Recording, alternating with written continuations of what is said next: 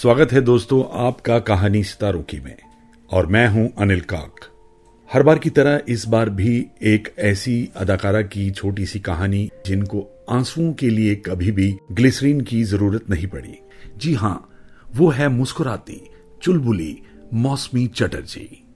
26 अप्रैल 1953 को कोलकाता में जन्मी एक लड़की इंदिरा, जिसका नाम आगे चलकर मौसमी चटर्जी रखा गया, और ये नाम उनकी बहन ने उन्हें दिया। उनके पिता एक मिलिट्री ऑफिसर थे और उनकी मां एक हाउसवाइफ।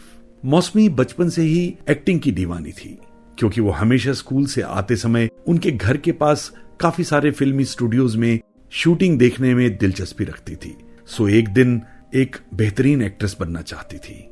एक दिन मौसमी रास्ते से गुजर रही थी, तभी मौसमी पर उन दिनों के मशहूर फिल्म मेकर तरुण मजूमदार की नजर उन पर पड़ी और उन्होंने उनके पिता से बात कर उन्हें बांग्ला फिल्म बालिका वधू के लिए चुन लिया। मौसमी, जो बचपन से ही फिल्मों में काम करना चाह रही थी, आखिरकार उनका वो सपना पूरा हुआ 1967 में फिल्म बालिका वधू से।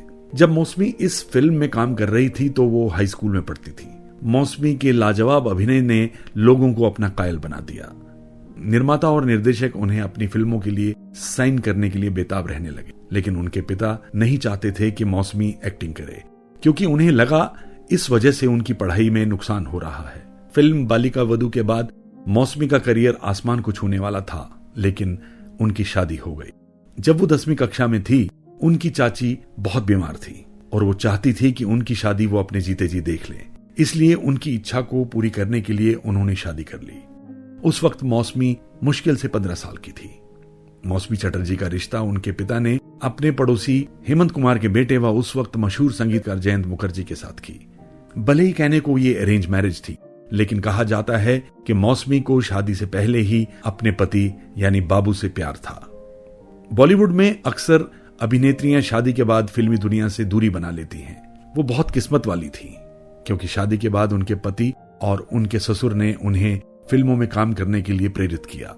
ससुर और पति फिल्मी दुनिया से जुड़े होने की वजह से अक्सर लोगों का उनके घर पर आना जाना रहता था, और एक दिन शक्ति सामंत ने मौसमी को देखा और उन्हें अनुराग फिल्म के लिए ऑफर कर दिया। ऑफर को स्वीकार करने के बाद मौसमी की ये जिद थी कि उस फिल्म में एक अंधी लड़की की भूमिका निभाने के लिए वो खुद को सक्षम ना समझते हुए ट्रेनिंग की जरूरत महसूस कर रही थी। लेकिन शक्ति सामंत एक मंझे हुए डायरेक्टर होते हुए उन्हें अपनी प्रतिभा पर पूरा भरोसा था, और फिर अनुराग फिल्म में मौसमी का किरदार एक इतिहास बना। एक शादीशुदा औरत ने एक बार फिर से प्रवास ली, जिसकी रफ्तार इस बार पहले से भी ऊंची थी और हिंदी फिल्मों का एक इतिहास रच डाला। फिर चाहे वो कच्चे धागे हो, रोटी कपड़ा मकान हो, मंजिल या फिर बेनाम। उन्होंने अपने करियर के दौरान सभी सुपरस्टार्स के साथ काम किया। मौसमी ने शशि कपूर, विनोद खन्ना, विनोद मेहरा, अमिताभ बच्चन, धर्मेंद्र, जितेंद्र, राकेश रोशन और संजीव कुमार जैसे सफल अभिनेताओं के साथ स्क्रीन शेयर किया और बहुत अच्छी फिल्में दी। मनोज कुमार की रोटी कपड़ा और मकान फिल्म के लिए उन्हें best supporting actress film fair award भी दिया गया। इसके बाद उन्होंने स्वर्ग नरक, मांग भरो सजना, प्यासा सावन, ज्योति बने ज्वाला, स्वयंवर और आनंद आश्रम जैसी सुपरहिट फिल्मों में काम किया। 70 और 80 के दशक में अपनी साधारण खूबसूरती से लोगों का दिल जीतने वाली एक्ट्रेस मौसमी चटर्जी ने बॉलीवुड की उस विचारधारा को हमेशा के लिए बदल डाला, जिसमें कहा जाता था कि शादी के बाद एक्ट्रेस सक्सेसफुल नहीं हो पाती है। और ऐसे में वो 70 के दशक की सबसे महंगी हीरोइन बनी, जिसकी वजह से बहुत सारी एक्ट्रेसेस ने शादी के बाद फिल्मों में काम करना छोड़ दिया था।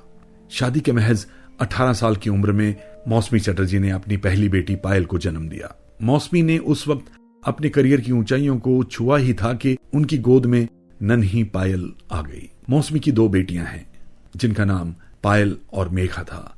आज अपनी फिल्मी जिंदगी से दूर एक अच्छा समय बिता रही हैं और हम उनकी अच्छी सेहत की कामना करते हैं।